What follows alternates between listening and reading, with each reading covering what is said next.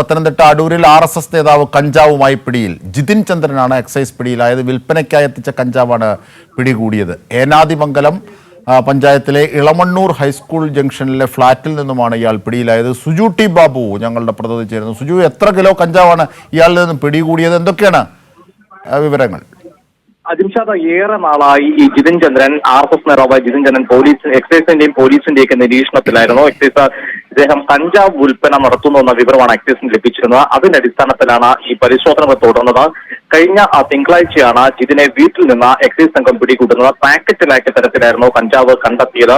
ഏറ്റവും പ്രധാനപ്പെട്ടത് അതിന്റെ അളവോ അല്ലെങ്കിൽ സ്വഭാവമല്ല. ഏറ്റവും പ്രധാനപ്പെട്ടതായി RSS നേതാവ് കഞ്ചാവ് വിൽപ്പന നടത്തുന്നു എന്നത് വളരെ പ്രധാനപ്പെട്ട കാര്യമാണ്.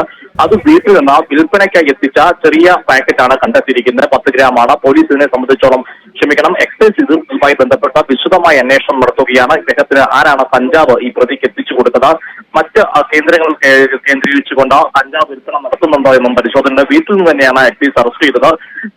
നിലവിൽ സ്റ്റേഷൻ ജാമ്യത്തിന് എക്സൈസ് ഇദ്ദേഹത്തിനെ വിടുകയുണ്ടായിട്ടുണ്ട്. ഏതായാലും എക്സൈസിനെ സംബന്ധിച്ചോളം അന്വേഷണം ശക്തമാക്കിയിട്ടുണ്ടെന്നാണ് ഇപ്പോൾ അറിയാൻ സാധിക്കുന്നത്. അജിംഷാദ്.